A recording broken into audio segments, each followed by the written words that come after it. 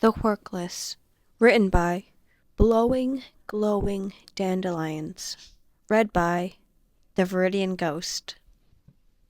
Summary. Aizawa assigns a project to Class 2A. It should be simple and easy. With your partner, find a cause or issue you feel strongly about and present it to the class. Somehow, with this problem child in the mix, things are never simple and easy. Or, Izuku gives a presentation to Class 2A that no one was expecting, with Bakugou at his back. Aizawa surveys the class, and Izuku leans comfortably in his seat. It's been a while since they've seen a look like that on Aizawa's face, so early in the morning. So it could mean a surprise death match, or it could be something as mundane as choosing a class rep. It's a pretty pointless exercise to try and predict what Aizawa-sensei is gonna throw at you. And Izuku trusts by this point, after a full year and some, that their homeroom teacher isn't gonna kill them. He might try to, but he'll never actually kill them. He's their dad, after all. He's not allowed to kill them. There's a very important assignment coming up for all of you, he announces. Izuku tilts his head, fingers tensing on his pencil. One easily overlooked aspect of becoming a daylight hero is having a cause. Something you fight for, something that you believe in, something that you want to bring to people's attention. If All Might had been the one to announce that, it would have sounded very poetic and profound, like the core of all heroes, backed by Aizawa-sensei's slow, lazy drawl. Though, the sentence was almost underwhelming. The class had gotten used to it. The cause you want to back can be related to your theme as a hero. Like Midnight, she uses sex appeal and shocking phrases to her advantage in confrontations, and is prevalent spokesperson for sexual and domestic abuse. She donates to fundraisers, calls out charities that help her cause, and volunteers to help extract people that she is saying we need to help. It ties into her image and gets people's attention. But it doesn't have to relate to your theme as a pro. The only person who can decide what causes are important to you is what you want to throw your weight behind is you. Snipe backs cancer charities and advocates for research and funding into a cure. Obviously, there's no tie to his quirk or outfit. It's a cause that he feels strongly about and wants to get as much public attention to as possible. This assignment is to come up with some causes you might want to back. Once you're a pro hero, things you feel strongly about, issues you desperately want to change, advancements you want to make, however, nothing you choose in the coming days has to be final for your career. This project is just to see what kinds of causes are out there and what you might be interested in speaking for. Aizawa sighs. Since there are no final choices in pairs, which he adds on as soon as he starts, I've already chosen. In 1 week from today, you'll be expected to give a 10 to 20 minute presentation on whatever cause you and your partner have chosen. I'll tell you your partners now, and the rest of your period is yours. Izuku hasn't written a single thing down. He meant to, he really did, but he already knows exactly what he's going to do. He knows what cause he wants to back, he knows how vocal he's going to be, he knows what he wants to present on. The fear of putting it out there freezes him, but this is something that he is going to do, no matter what. Bakugou and Midoriya, Aizawa drones. Izuku breathes slowly. That's either the best or worst possible partner he could have asked for. He'll do the assignment on his own if it comes down to it, but Kachan's calmed down. He doesn't think that this is going to go badly for him. Quickly, on a piece of paper, Izuku writes down a few words and passes it to Kachan. There's a beat of silence after he reads it, and another before he moves. The paper is back on Izuku's desk. The response is simple and tells him everything he needs to know. My room. That's a yes. Izuku spends the rest of the period and most of his classes working on the presentation. Stats he'll need to update, information he needs to double check, clear and explosive way of getting people's attention so that he knows they'll actually hear him out. And he's going to be heard, one way or another. They're going to listen to him. By the end of the day, Izuku goes up to Aizawa's desk after class clears out.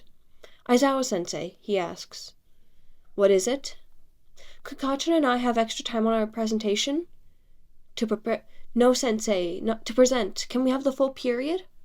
Aizawa-sensei's eyes widen when Izuku says it. Why, problem child? What have you done now? It's a delicate topic, he says. It means a lot to the both of us, so could we please have extra time to present? Aizawa waits a few seconds before responding. Izuku holds his breath. I suppose. What is your topic going to be? You'll see with everyone else, sensei, Izuku says quietly. Aizawa glares at him, and Izuku smiles. It's not as big as it normally is, but Izuku isn't quite feeling so carefree or unburdened as he usually tries to be. Also, sensei, would it be okay if we went last? Last? Don't you usually go first? Yes, sensei, but it's a fucking sensitive topic, echoes from the door. Izuku swings around to see Kachan there, a scowl twisting his face, and Kirishima at his back.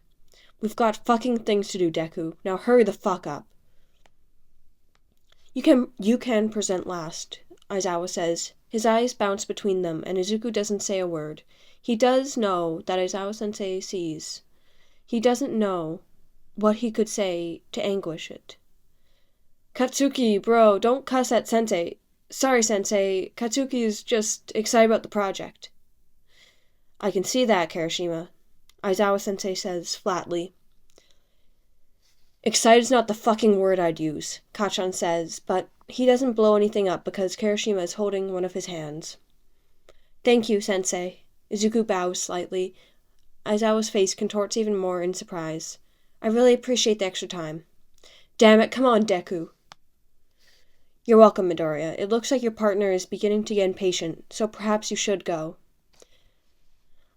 Izuku says goodbye one last time before Kachan has a hand fisted in his jacket and is dragging him back towards the dorms. Izuku catches up and pulls himself free of Kachan's grip, righting his clothes. Damn, Midobro. You usually go so overboard with projects, but you don't usually ask permission first. What are you planning? I'd rather keep it quiet now, if that's alright, Izuku says. Even though he phrases it as a question, it's not. The word of this isn't getting out before they present. Izuku wants fresh, open minds, and no recently come to opinions going into this. It's going to be a blitz. So that's how you're going to play this? Kachan asks. Izuku nods sharply. Surprise attack, Izuku confirms. As long as you're on board? Kachan rolls his eyes, glancing towards Kirishima. Kirishima grins brightly, otherwise obviously intrigued. I'm sure whatever you guys decide to present on, it's going to be awesome. I don't mind waiting with the rest of the class. He beams at Kachan as they enter the dorms. Most of the class is in the common room planning out their projects or relaxing before they start anything. Ochako waves at Kirishima from across the room, and he waves back.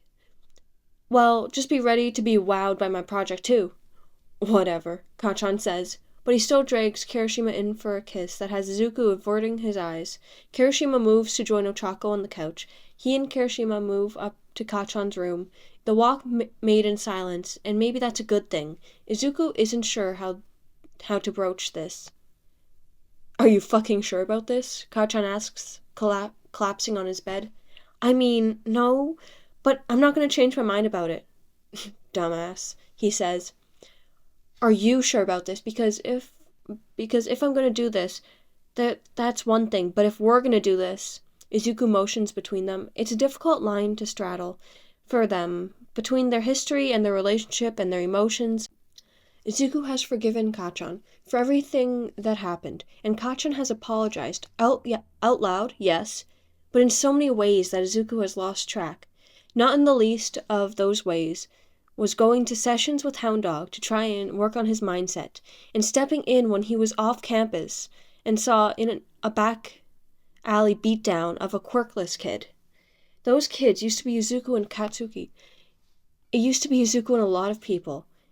If we're going to do this, we're going to take it all the way, Izuku says. Don't phrase it like that, Kachan groans. Izuku just stares, and Kachan, though he'll never admit it, it's what's happening. Caves. Yeah, dumbass, I'm sure. Are you worried about what Kirishima's gonna think, or your friends? Ei already knows I used to be an asshole, Kachan bites out. He knows how big of an asshole I used to be, and the rest of the idiots, they can think whatever the fuck they want. They can do whatever the fuck they want. I'd probably fucking deserve it.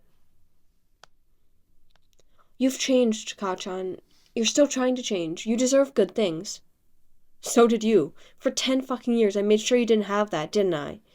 If there's one thing that Izuku really does hate about their newfound friendship, is the attempts at reconciliation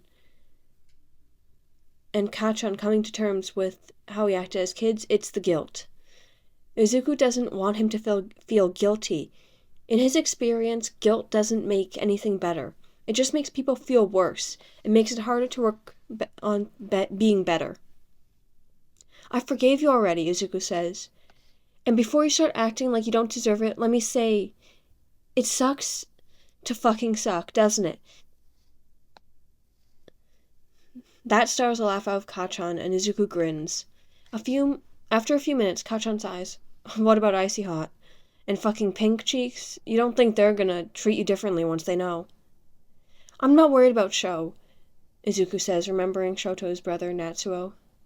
And as for the rest of the class, I mean, they'll react how they react. I'll have you and I'll have Sho, and really, the sooner I know, the better, right? It's a transparent line, but Kachan lets it by. Izuku's grateful. Whatever. So, obviously you have a plan, or you wouldn't have signed us up for more than fucking time. What are we thinking? Well, Izuku says, and his expression and tone both turn grim. His idea, it's a risk, and it's out there, and it's terrifying to think about. It might not accomplish what he wants at all. But as he explains it, and Kachan's eyes widen, and he leans forward, enraptured by what Izuku is saying, shocked and disgusted, and with his attention completely and solely on Izuku, Izuku thinks he's making the right call. Fuck, he hopes this works out. Shota has been wondering if he should switch the pairs since he saw Midoriya's face when the assignment was announced. A look that like that on a prom child's face was almost never a good thing. And paired with the Midoriya-Bakugou combination, somehow Shota doubts his classroom will survive hearing their presentation. But uncharacteristically somber look on Midoriya's face when he stayed after class to ask for special circumstances for himself and Bakugou had made Shota pause, and even Bakugou's complete and utter lack of argument had been alarming. Shota still doesn't, on the day of their presentation, know what they're presenting about. He doesn't know what their plan is. Shota just has a bone-deep feeling that this is important for them, and he's sitting back to see what happens with fire extinguishers on standby. Hey guys, Midoriya says, standing at the front of the class. Normally for presentations, Midoriya takes note cards up with him, so he doesn't ramble off topic. Shota always gives a few credit points for students who don't need them, but Midoriya's never taken advantage of that opportunity before today. I'm Midoriya. Bakugou grunts, standing stiff and tall, on this other side where their presentation will come up. We took the liberty of asking Aizawa-sensei if we could take some extra time to present, because the topic we're going to present on is very nuanced and requires a lot of explanation for a true understanding. I know everyone was looking forward to having most of the period free time, but it's not going to work that way, sorry. There are good-natured groans from around the room. Midoriya smiles apologetically.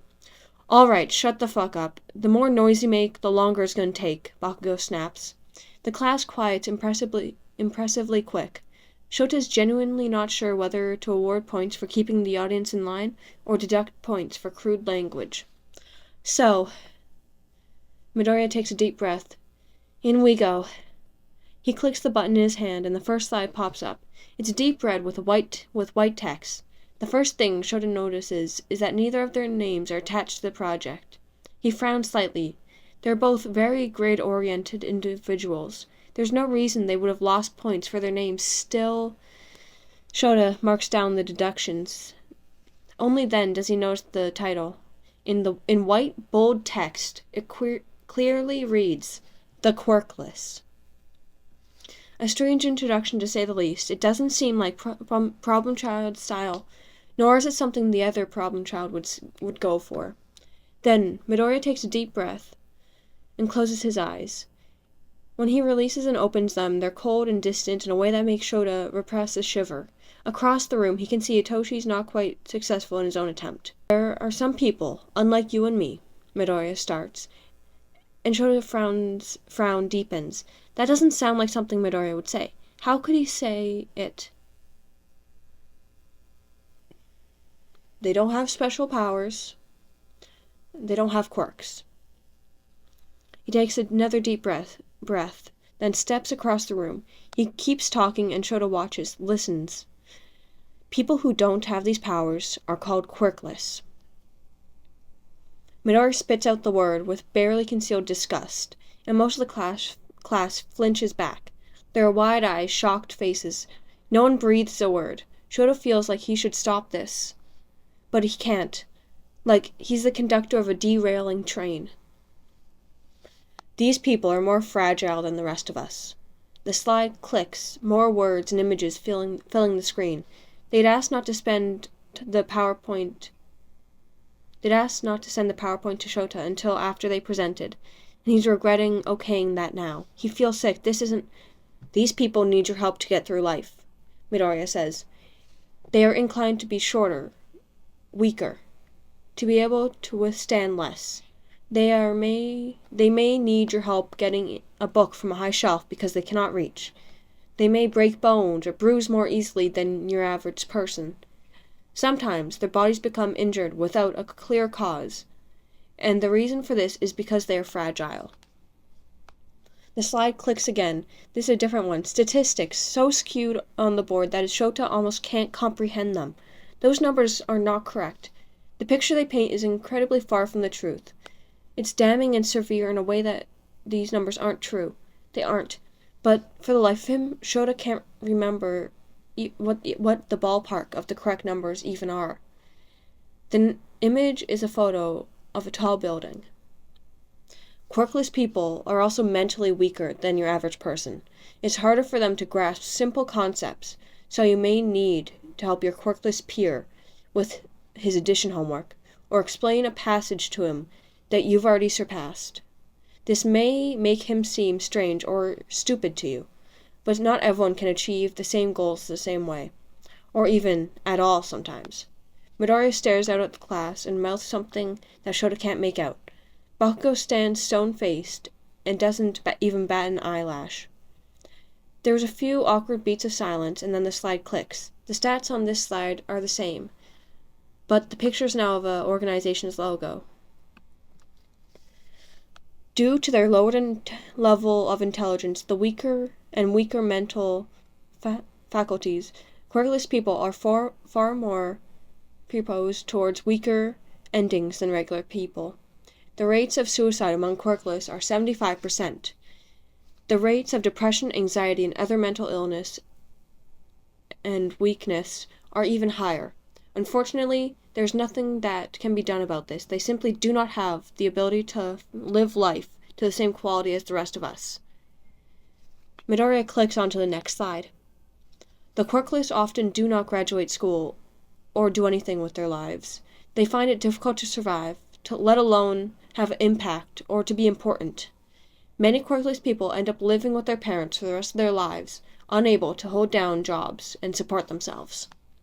Midoriya keeps clicking through slides, spouting statistics with no scientific backing that Shota can recall, or a website he blatantly told his students not to use for research because they're extremely biased. and unfounded views. He stopped keeping track of their points within the first minute. He thinks they might be in the negatives now. Fuck, what happened to his students? Eventually, as the presentation drags on, some people start to object. Some of the students spoke out, some yelled, some stood up in their anger.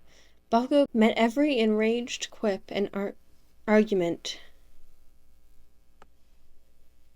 with a ruthless order for silence and order. Shota watches it happen, feeling faint. This is the sort of bullshit nonsense that he expects from half-rate villains, not two of his best students. And that concludes that, Midoriya says as he blinks as if he's coming out of a trance. Something about the way he said that makes Shota sit up straighter. Look closer. The rest of the class is still arguing and Bakugou is still shutting them down with efficiency and apathy. But Shota watches Midoriya. Looking closely, he can see that Midoriya's hands are shaking. He can see that there are tears gathering in his eyes. And it clicks for Shota. Midoriya hadn't written that. Neither had Bakugou. He was reciting something, from memory. How could you do this? Snarls Todoroki. Shota realizes that one of his legs are frozen to the chair he'd claimed in the back of the classroom. The room is freezing. Todoroki is standing up, leaning forward on his desk. How could you, Izuku? The ice spreads. Shota activates his quirk on Todoroki, but he doesn't even notice that the ice stops expanding around him. My brother is quirkless, and you know that. You know that, and you still had the fucking audacity to go up there and say that? You think that you are fucking... Shut up, Todoroki, Bakugou snaps. And now he's half a step in front of Midoriya, arms spread slightly. Don't even get me started on you, Todoroki says.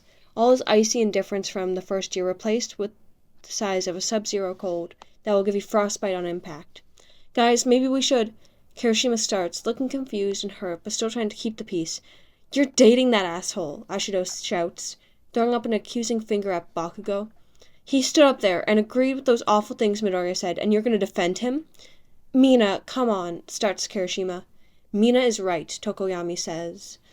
And I never would have expected Midoriya of all people to have such unfounded, disrespectful, and horrifying views on people for something out of their control. The disdain is clear. I trusted you, Midoriya, Hitoshi says. The broken quality of his voice almost makes Shota snap. Midoriya shrinks under his gaze. The class is on the edge of a riot. Ida chops his arms to get the attention and try to bring back the order.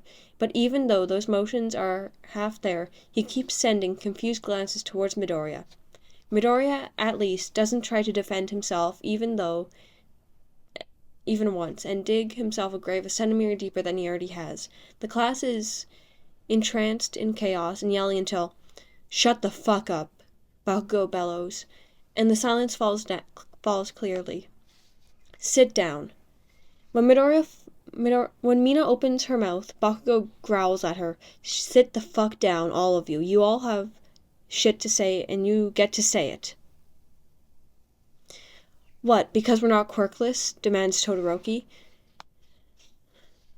But shit isn't going to get done if everyone yells, sit the fuck down and take turns, Bakugou continues, and he doesn't even spare a glance at Todoroki. Once the class settles slightly and it's quieter, Shota feels the tension like a rubber band stretched to its limits, except once it snaps, it's in a kickstarter hurricane with the entire class of hero in training, which will prove more destructive than anything wind could ever do. Deku? Uraka says, voice soft. At the front, Midoriya flinches back. Bakugou almost moves back in front of him, but at a glance, keeps to his place at Midoriya's side. Why would you say things like that? I know you don't really believe that, right? And those statistics about crime rates, Ida adds. Really, all of those statistics you showed seem really grossly misleading at best, if not entirely inaccurate and made up of lies. Yeah? Bakugou questions, not giving Midoriya the chance to answer. Going off the look on his face, Shota doesn't think he could have if he tried. What are the stats then? what are the facts? If you know so much about them, have you ever heard anyone else present about quirkless people? Have you ever been educated on the quirkless before? He pauses, and it's delicate. Have you ever met a quirkless person before? Ida has his phone out before the questions are finished. Shota goes to reprimand him, but Ida's face slackens. I've never been educated on quirkless people before, Araka says slowly. But that doesn't seem right. Oh, Bakugou says. You'd rather go off your gut feeling instead of listening to us when we've researched the topic for a full week and compiled all this information together? You know how serious Izuku takes his grades. He wouldn't compromise himself like that. Shota shifts again when Bakugou calls Midoriya by his given name instead of his hero name. He's not the only person in the room that notices the change. That means something, but he has no idea what. Then before Uraka can answer, Ida says, My apologies, Bakugou, Midoriya. It appears that the statistics you listed are the ones that come up when I search up information as well. All right, Shota says, getting the attention of less than half of his class. He's going to stop this before it can end in a destructive way. It's all right, Tenya, Midoriya says. His voice shakes and he starts to stand, as Shota starts to stand up. You don't have to apologize, and I have a point, Sensei, I promise. He's not crying yet, but Shota doesn't know how long that will hold, and Midoriya takes another deep, centering breath. I've never told anyone in the class this, but my quirk came in late.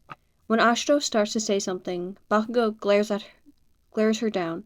She goes, but not willingly. Like, really late. What, were you 6?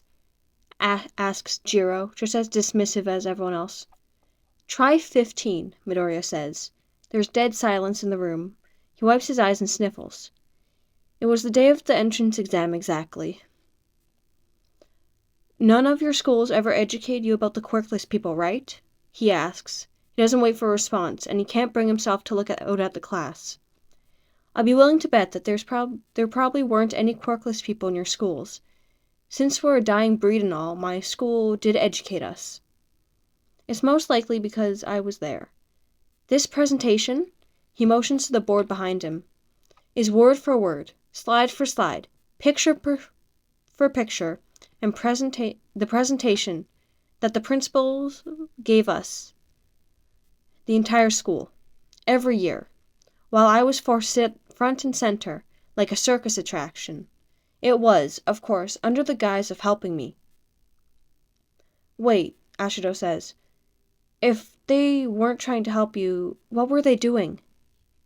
Didn't you listen, Raccoon Eyes? Bakugou asks, and there's no customary anger in his voice. Despite this, there is passion there, and something lurking just underneath that Shota can't pinpoint. The quirkless people are weak, stupid, they're a dying breed. Bakugou repeats Midoriya's words from just a minute earlier, but they're said with such venom that Ashito flinches. Mockingly, Bakugou continues. Make sure you get a good look at the freak. Make sure you can recognize him so that you can treat him the way he deserves to be treated in the hall. Behind him, Midoriya flinches but looks up to see the class.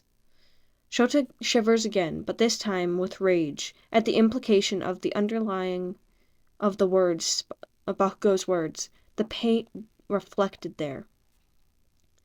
This kind of introduction is very damaging, Midoriya says, not only to me, but to everyone in our school. Well, Izuku got treated like shit, Bakugou says, and the class shifts. There's a collective start. Like they're all realizing that what the pair is saying. The rest of us, Shota can't miss the loathing in the words of us when Bakugou says it, were encouraged to treat him like shit. Adults turned a blind eye whenever they saw what we were doing, unless Izuku tried to do anything to defend himself. Then he got in trouble. These kinds of responses led to varying problems that children of this burden was placed upon, having to face later in life, such as superiority complex, inherent discriminatory behaviors, and false thoughts of possession, the internalization of misinformation, possible PTSD, and, Midoriya pauses, regret, Bakugou says, and guilt. There's a heavy silence at the admission, at the look on Bakugou's face. That's why we decided to do our project on quirk discrimination and the long-lasting negative effects it has on not only victims, but the people who are taught to believe and to pursue it. The slide clicks, and then this is soft, plain gray. Says, quirkless and quirk discrimination and the far-reaching consequences underneath. In smaller script, it reads, by Midoriya Izuku and Bakugou. Hands still shaking, Midoriya clicks the slide over again, and there are suddenly note cards in his hand. This is much more the problem child that Shota is used to, and he was expecting from the start. The true statistics are the first thing you need to know, Midoriya says, and moves aside to expose the board. There are gasps. Suicide among quirkless people is actually far closer to 90% than 75%, Bakugou says. There are two reasons that number isn't higher than that. The first is that most members of the population are well into old age and lived a time when being quirkless was much more accepted. Second reason, Midoriya says, is because they took the option of quirkless off the census and all other government-issued paperwork. They are no longer tracking the number of quirkless people in the population or anything about them. There's a click, and the slides change. This one just reads Dying Breed starkly across the entire screen. After a moment, the slide clicks over again. This means that likely the number of quirkless people in the world is higher than what we are told, and letting us believe that this does not deliberate misinformation spread too, and I don't know how. I think it's a ploy to make quirkless people give up, Bakugou says, because so many fuckers already think that they're weak and incapable. They want quirkless people to think that there are less of them out there than there really are. They go on to talk about the lack of legal protections made for the quirkless people, as they are all written in time when the quirkless was the norm. Quirked people were the ones who needed protection. They discuss every high rates of crime and equally high rates of homelessness, the discrimination present in most jobs, and the refusal to hire someone who seems lesser. They discuss how most headlines involving quirkless people paint them as weak or criminals, and either way a drain on society. They discuss the discrimination they have to face on a daily basis, and Midoriya's voice goes carefully even when he says it, like he's recounting from personal experience while trying not to be affected by it. They bring up the violent acceleration crimes committed on quirkless people, and petty things, and the life-ruining ones. The inaccurate information on the government pages because they don't keep tabs on the quirkless like they do everyone else. Then they discuss the problems that come from those experiences. PTSD, oftentimes an inferiority complex, feeling like they have no place in society, feeling useless and pointless, the problems for people on the other side, feelings of regret and guilt after realizing what you did, a superiority complex so you refuse to listen to anyone else. At the best, internalization of the whole minority of people are weaker than you and constantly need your protection, and at worst, thinking that they need to be wiped out. And privately, Shota can't help but think that they are describing each other in their first year. Which I've been told, Midoriya adds quietly, to my face more than once. These problems are real. They are constantly affecting people. The presentation ends 10 minutes after class is over. Not a single person leaves early. There's no clapping or congratulations when it's finished. Just deep, contemplative silence. Also, Midoriya adds when it's finally over, and nobody knows what to say, I just want to thank everyone. All of you reacted in the ways I was hoping you would. To the first part. I wasn't expecting you guys to be quite that angry about it, I guess. Midoriya, Kaminari says. That was seriously fucked up of course we'd be mad. I mean, I sat through years of hearing that exact same speech directed at me, and never once occurred to me that it wasn't okay. I never got mad about it, so I just... He shrugs helplessly. Didn't really know what to expect. Izuku, Todoroki says, and makes his way to the front. He grabs Midoriya roughly into a hug and mutters something that Shota can't make out. Shota counts to 10 before he decides to break it up. "All right, that's enough, all of you. Get your things and head back to the dorms," he orders. All of your presentation grades will be in here by Monday. Have a good weekend." Slowly the class files out, and he can see the assessing look the self-proclaimed Baku squad is giving Bakugou. He can see the way Midoriya's friends hang off his arms like they're afraid to let go. Shota doesn't blame them. It's been a day of realizations for the whole class. They'll come out of it on top. They always do. He'll have to talk to the two students about what happened between them before UA, at their old schools. In the meantime, while Alvin recovers, Shota has a school to look into. Okay, that was The Quirkless by, hold on, I'm just scrolling back up, by Glowing Dandelions. Glowing Dandelions. Read by The Viridian Ghost. Hope you guys enjoyed that one. I had a few issues along the way, so if it seems a bit choppy, don't mind it. I have a list of some podfics I want to get through this summer. I know it's halfway through, but we'll get there eventually. Anyway, see you guys next time. This is the Viridian Ghost signing off. See ya.